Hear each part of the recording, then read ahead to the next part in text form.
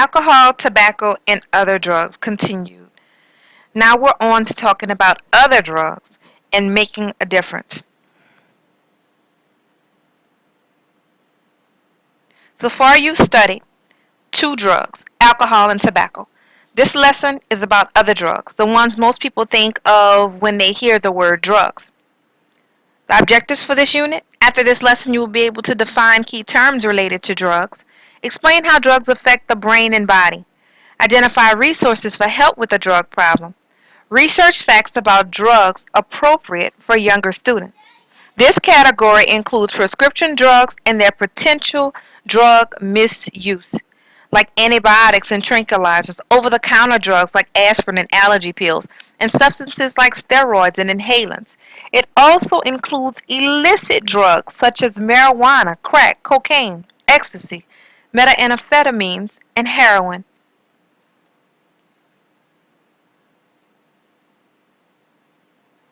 You'll also be covering the basics of how drugs affect your brain, the physical process of addiction, why some teens use drugs, and how to get help for a drug problem. You also have the opportunity to select and research the drug information you believe is most important to communicate to younger students. So, when we talk about other drugs, what are prescription drugs doing in the section on drugs? Can you overdose on over-the-counter drugs? What's so bad about smoking a little weed sometimes? What's the difference between drug use and drug abuse? Can kids get addicted? Drugs are addictive. We'll also discuss making a difference. After that portion of the lesson, you should be able to apply some health skills to an advocacy project, plan an advocacy project, and create a piece of media for that project. Remember, the definition of an advocate is someone who defends a cause or pleads for a cause in which he or she believes strongly. So no lesson on drugs would be complete without a brief explanation on the brain and nervous system, because the drugs people use to get high act on the brain. Your brain weighs about the size of a little chihuahua. Your brain weighs about 3 pounds. It feels like soft butter and is the command center of your body. Various parts of the brain processes information and tell the rest of your body what to do, like walk, chew, talk, smile, think, remember, and feel pleasure. Neurons. Messages from the brain travel through brain cells called neurons. There are billions of neurons in the human brain, each with as many as 1,000 thread-like branches that reach out to other neurons. A message traveling to or from the brain is simply an electrical impulse. The electrical message travels along the sending branch or axon of the neuron. When the message reaches the end of the axon, it causes the release of a chemical called a neurotransmitter. The chemical travels across a tiny gap called a synapse, a small gap between neurons, to other neurons. The branches on the receiving end of a neuron are called dendrites. So now, your brain on drugs. The limbic system, which scientists call the reward system, responds to pleasurable experiences by releasing a neurotransmitter called dopamine, which creates feelings of pleasure. Drugs act on the neurons in the reward pathway, the limbic system. They increase the release of dopamine from the neurons, which gives the drug user a short rush or high. The feelings of pleasure the drugs create don't last long. The brain starts changing right away as a result of the unnatural flood of neurotransmitters. Because they sense more than enough dopamine, for example, neurons begin to reduce the number of dopamine receptors.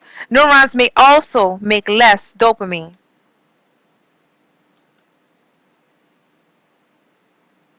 The process of drug addiction. One of the changes to the brain that occurs with drug use is the development of cravings.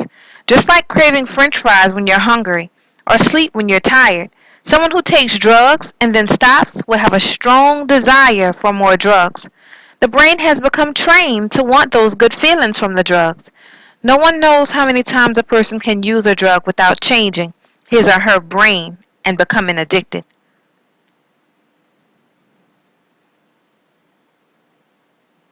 Without a dose of the drug, dopamine levels in the brain are low. The person feels flat, lifeless, depressed. Without drugs, life seems joyless, even though all the things that used to give pleasure are still there. Now the abuser needs drugs just to bring dopamine levels up to normal flood or high. This effect is known as tolerance. These changes cause those who are addicted to lose their ability to control their drug use.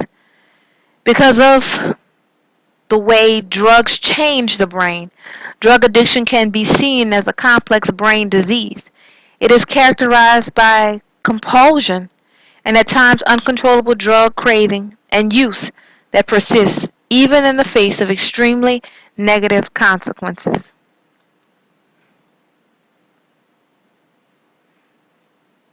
The proof is in the PET. The PET scan shows cocaine interfering with the brain juice of glucose. One way scientists have learned about how different drugs affect the brain is by using a technique called a PET scan. PET stands for positron emission tomography. It is a medical test in which a machine reads the internal organs of the body, including the activity of different areas of the brain. The PET scan shows cocaine interfering with the brain's use of glucose. The left scan is taken from a normal awake person. The red color shows the highest level of glucose. Yellow represents less utilization and blue shows the least. The right scan is taken from a cocaine abuser on cocaine. It shows that the brain cannot use glucose nearly as effectively.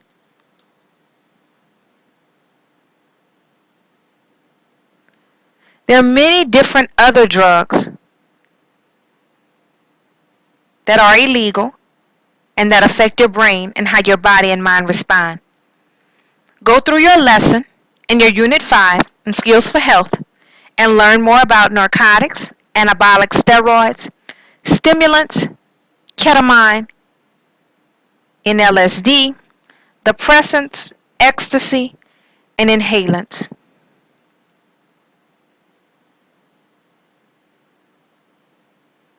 Remember, the definition of a drug is a substance that changes the way your body functions. So then it's no surprise then that drugs change the way you think and behave. There are two categories of drugs. One is medical use and the other one is no medical use. Medical use drugs are prescription drugs and over-the-counter drugs. Prescription drugs are medicines that are sold only with the doctor's written permission or prescription and are used to prevent disease, fight infection, relieve pain, and manage physical and mental conditions. A prescription will say how strong a dose should be, how often it should be taken, and how long it should be taken for. And only a licensed pharmacist can fill the prescription. Another medical use drug or class of drugs are OTC or over-the-counter drugs. Over-the-counter medicines do many of the same things as prescription medications, but they may not be as strong. No medical use drugs, alcohol, tobacco. Drugs without a medical use other than alcohol and tobacco are illegal to manufacture, possess, buy, or sell.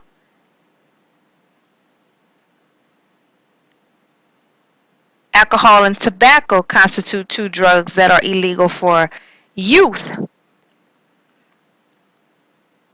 to manufacture, possess, buy, or sell.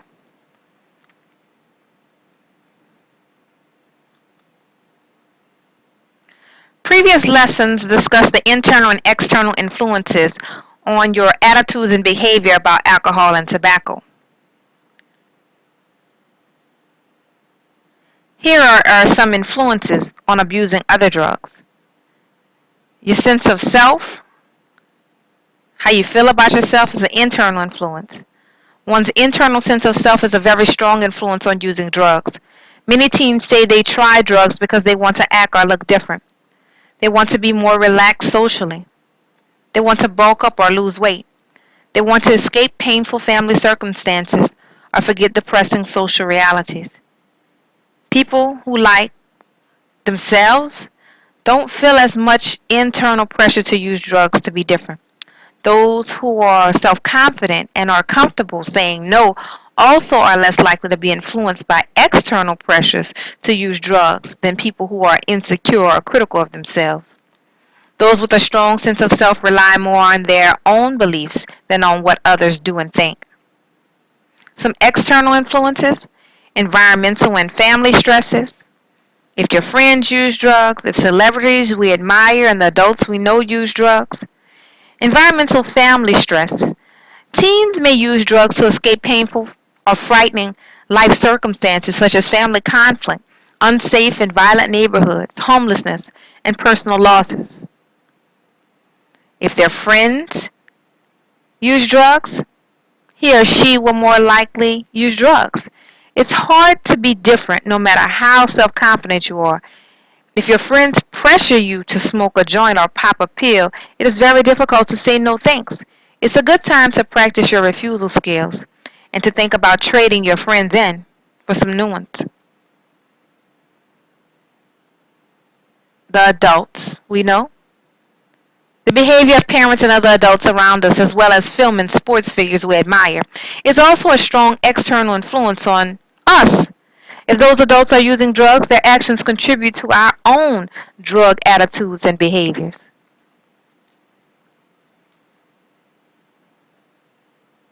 Help for drug problems. There are numerous resources that can help someone with a drug problem. The important thing is to talk with an adult you trust if you or someone you know is in trouble. Adults could be a relative, a teacher, or a school counselor, a religious counselor, or an older family friend. A trusted adult also can be found in a community agency. For example, some schools have an SAP, Student Assistance Program, which is designed to provide help for students who have physical, emotional, social, legal, sexual, medical, family, and/or drug use problems. SAPs often refer a student to a professional person or agency outside of the school for help. Another resource, local self-help groups like Narcotics Anonymous. Narcotics Anonymous is similar to Alcoholics Anonymous. Sometimes the best help is a residential treatment program where people stay for several weeks or more to get and stay clean and sober. For information about local drug treatment resources, look in the yellow pages of your telephone directory under a heading such as Drug Abuse and Addiction Information. Making a difference. Objectives for this unit. After this lesson, you'll be able to apply health skills to an advocacy project, plan an advocacy project, or create a piece of media for the project. Remember, the definition of an advocate is someone who defends a cause or pleads for a cause in which he or she believes strongly in. So take a stand, make a difference. Students around the country are involved in advocating for change on a variety of issues. You may decide to join one of those advocacy movements, or you may want to stick closer to home and involve your friends in making a difference. Martin Luther King Jr. said, "Our lives begin to end the day we become silent about things that matter."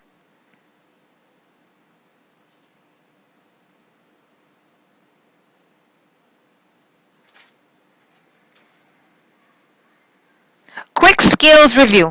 Developing an advocacy project will require many of the health skills you've been practicing: communication, analyzing, influences, and goal setting. First things first, write down your goal. Make sure it's a SMART goal: specific, measurable, achievable, realistic or relevant, and time sensitive. 2. Develop an action plan. Your plan should include specific steps to be taken to achieve your goal. State when and how often steps will be done and how you will measure progress towards your goal. The more detailed your plan, the more likely you will be able to succeed. 3. Establish a support system. Who can help you to reach your goal? Your support system will be there to cheer you on, listen to you, and offer support and help. Please complete your calendar, which can be found in your course home page.